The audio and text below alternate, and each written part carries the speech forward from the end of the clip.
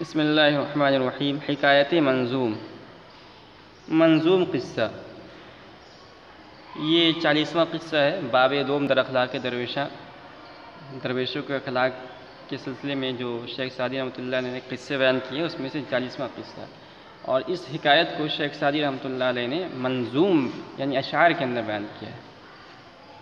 اور ایک تمثیلی قصہ ہے۔ تمثیلی قصہ یعنی اس کے اندر دو چیزوں کو ذکر کیا گیا ہے، ایک جھنڈا اور ایک پردہ۔ جھنڈا تو جانتے ہی ہیں، جو کسی قوم کی جو علامت ہوتی ہے، جیسے ہمارا ہندوستان کا جھنڈا ہے ترنگا، اور اسلامی جھنڈا ہے چاند تارا والا، تو اس کو جھنڈا کہتے ہیں۔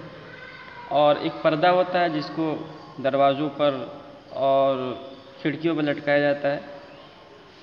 تو یہ دو کردار ہیں، تو دونوں کے اندر تھوڑا سا فرق ہوتا ہے۔ دونوں حالانکہ کپڑے کے بنے ہوئے ہوتے ہیں، لیکن دونوں کے اندر فرق ہوتا ہے۔ جھنڈے کو اونچی جگہوں پر لگایا جاتا ہے، اس کی تعظیم کی جاتی ہے، لوگ اس کو سلامی دیتے ہیں، اور پردہ گھر کے اندر پڑا ہوا ہوتا ہے، گندا رہتا ہے، دھول کا شکار ہوتا ہے۔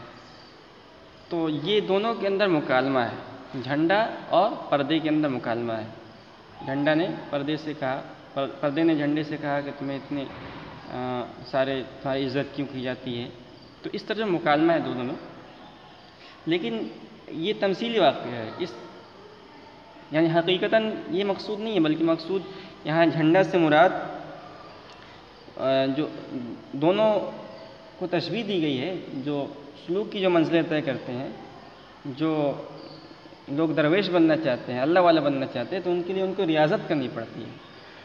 اب کسی کو اگر بننا ہے، یعنی اپنے باطن کو پاک کرنا ہے، تو اس کے لیے سب سے پہلے مرحلہ تو یہ ہے کہ آدمی کسی سچے اچھے پیر و مرشد کا انتخاب کرے، جس پر اس کو اعتماد ہو، جس کو متبع سنت پائے، شریعت کا پیرو پائے۔ اس سب سے پہلے مرحلہ ہوتا ہے کہ اس کو منتخب کرے، اس کی خدمت میں جائے، اور اس کے بعد اپنے آپ کو پورے طور پر ایسے حوالے کر دے اس کے، جیسے کہ مردہ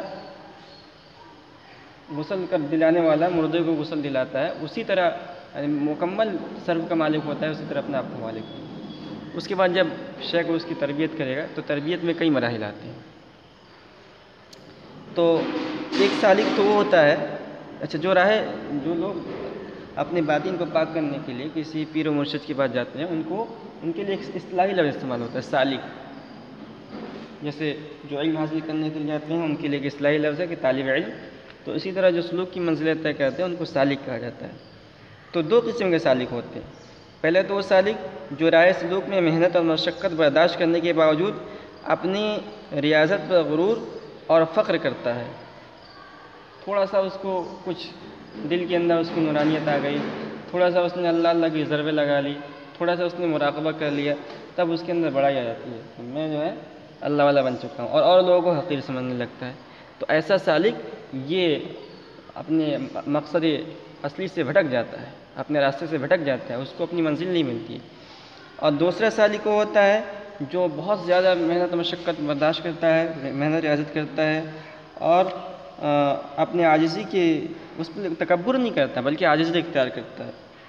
تو اسی کی وجہ سے اسے تجلیات خداوندی کے مشاہدے سے مشاہدہ بھی ہوتا ہے، اللہ تعالیٰ اس کے دل کے اندر نورانیت ڈال لیتے ہیں۔ تو رایت یعنی جھنڈا سے مراد وہ سالک ہے جو ریاضت کے ساتھ تکبر کرتا ہے، اور پردہ سے مراد وہ سالک ہے جو تھوڑی محنت اور ریاضت کرنے پر اپنی عاجزی یعنی محنت اور ریاضت کرنے کے بعد عاجزی اختیار کرتا ہے، تکبر نہیں کرتا ہے۔ کہہ رہے ہیں این حکایت شنو کہ در بغداد، کرے قصہ سن کہ شہر بغداد میں رایت اور پردہ را خلاف افتاد، جھنڈے اور پردے کے درمیان اختلاف ہو گیا۔ رایت از گرد راہ و رنج رکاب، جھنڈے نے راستے کی گرد و غبار اور ساتھ رہنے کی تکلیف، گفت و پردہ از طریق عتاب، اپنے تکلیف کا حال پردے سے غصے سے کہا۔ جھنڈا دیکھیے، جھنڈا کے اندر تو ایک بات یہ ہے کہ اس کو اونچی جگہوں پر رکھا جاتا ہے، اس کی تعظیم کی جاتی ہے، لیکن دوسری بات یہ بھی ہے کہ وہ پہلے زمانے کے اندر جھنڈے کا استعمال جنگ میں عام طور پر جنگ میں ہوتا تھا، تو جنگ میں گھوڑ سوار لے کر جاتے تھے تو اس کو دھوپ کی شدت بھی برداشت کرنی پڑتی تھی، راستے کے گرد و غبار بھی برداشت کرنا پڑتا تھا، تو بہت زیادہ مشقتوں کا سامنا کرنا پڑتا تھا۔ تو یہ بھی دوسری جہت ہے جہاں اس کی تعظیم کی جاتی تھی، اس سے زیادہ اس کو مشقت کا سامنا کرنا پڑتا تھا۔ دونوں پہلو جھنڈوں کے ہیں، تو جھنڈے نے اسی کی شکایت کی پردے سے کہ مجھے بہت تکلیف برداشت کرنی پڑتی ہے۔ من تو ہر دو خواجہ تاشانیم، کہہ رہے میں تو دونوں ایک ہی بادشاہ کے ملازم ہیں، ایک ہی بادشاہ کے غلام ہیں، یعنی ایک ہی چیز سے بنے ہوئے ہیں، کپڑے سے۔ تو خواجہ تاش یہ اصل میں تاش خواجہ مرکب اضافی ہے، یہاں اضافت مقلوبی ہے۔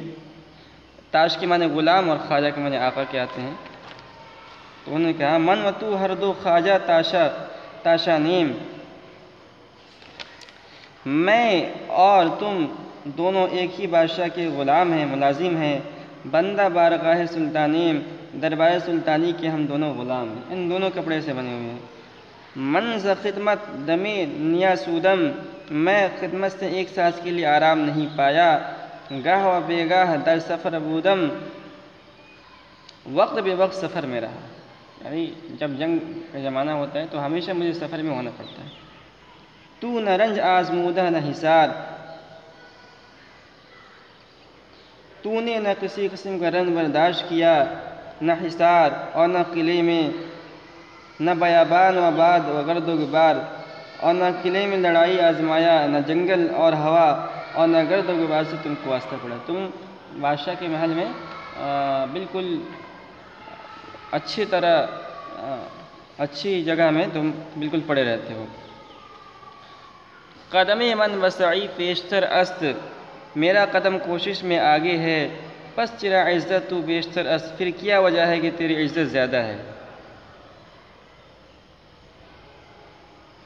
تو بر بندگان مہروئی، تو چاند جیسے چہروں والے باکنیزان یاسمین وہی، تو چاند جیسے چہروں والے غلاموں اور چمیلی کی بو والی لونڈیوں کے پاس رہتا ہے۔ من فتادہ بدست شاگرداں، میں خادموں کے ہاتھ میں پڑا ہوا، بسفر پائے بند و سرگرداں، پیروں میں سفر کی بیڑی پڑی ہوئی اور پریشان رہتا ہوں۔ گفت من سر بر آستاں دارم، پردہ نے جواب دیا میں تو اپنا سر دروازے پر جھکائے رکھتا ہوں۔